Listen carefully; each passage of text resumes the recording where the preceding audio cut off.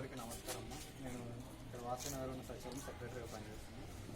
ఈరోజు మనం ఇక్కడ గ్యాదర్ కావడానికి ముఖ్య ఉద్దేశం మన ఇంట్లో నుంచి వచ్చే వేస్ట్ చెత్తను సపరేట్ చేసి ఇవ్వాలి అనేది మెయిన్ కాన్సెప్ట్. సో మనము ఈ చెత్తని ఇవ్వడం కోసం మనం ప్రతి ఇంటికి ఇలా 3 రంగుల డబ్బాలు అయితే ఇచ్చాము.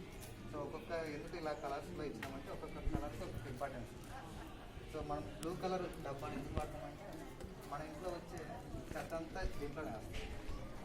అయితే మరి గ్రీన్ ఎందుకు ఇచ్చినామంటే మనం వంటింట్లో వచ్చే చెత్తని తీసుకుంటాం.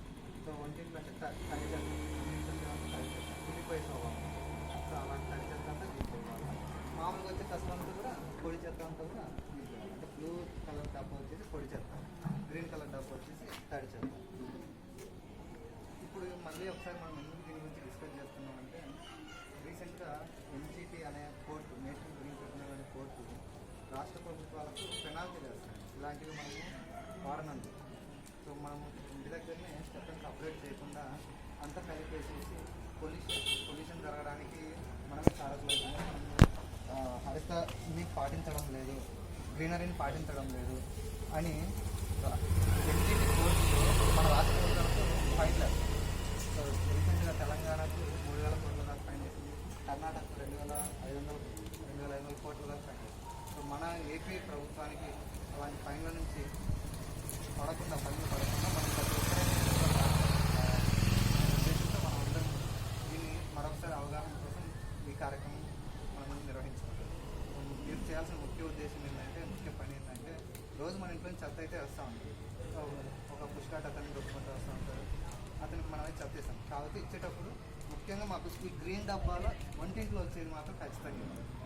మరి ఎందుకు ఈ సపరేట్ చేసి ఇవ్వాలంటే ఈ పొడి తడి చెత్త వల్ల దీన్ని కంపోస్ట్ ఎరువుగా చేసుకోవడానికి ఉపయోగపడుతుంది.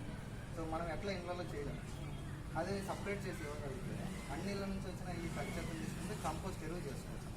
ఎరువు చేసుకొని మనకు భూములకు పొలాలకు వాడుతుంది. మరి ఈ పొడి చెత్తను ఏం చేస్తారంటే దీనికి వచ్చిన పొడి చెత్త ఎనర్జీ శక్తి ఉత్పాదక కేంద్రాలుగా వాడతాం. కరెంట్ తయారు చేయడానికి అలాగే, లేదా రీసైక్లింగ్ వాటికి వాడతాం, లేదా సిమెంట్ ఫ్యాక్టరీలకు వాడతాం. సో అందుకు ఈ రెండు కలిపి ఇచ్చినామంటే ఒకటేసారి మనం ఆ పని చేయలేము, ఇట్లా కంపోస్ట్ చేయలేము, ఇట్లా రీసైక్లింగ్ చేయలేము. అందుకు ఖచ్చితంగా సపరేట్ చేసి ఇవ్వాలి అనే ముఖ్య ఉద్దేశంతో మనందరము దీంట్లో పార్టిసిపేట్ చేయాలి అని మన రాష్ట్ర ప్రభుత్వం వారు మనకు తెలియజేస్తాం. బట్ మీరంతా కూడా ఈ సపరేషన్ కార్యక్రమంలో, ఈ సెగ్రిగేషన్ కార్యక్రమంలో మీరు పార్టిసిపేట్ చేసి ప్రతిరోజు మీ దగ్గరికి వచ్చే పుష్కాట్ వర్కర్లకు ఇట్లా సపరేట్ చేసాం. ముఖ్యంగా మాకు తడి చెత్త ఇవ్వడానికి ట్రై చేయండి. మన వంటిలో ప్రతిరోజు ఎట్లా వస్తుంది వేస్టేజ్, ఆ వేస్టేజ్ను ఈ తడి చెత్త ఈ గ్రీన్ డబ్బాలో వేసేయాలి. మీరు ఒక్కరు మాత్రం ఈ విషయం ఖచ్చితంగా కోఆపరేట్ చేయండి. సో ఇంకేమైనా డౌట్లు ఉన్నా మన వాలంటీర్లు మీకు అందుబాటులో చెప్పండి.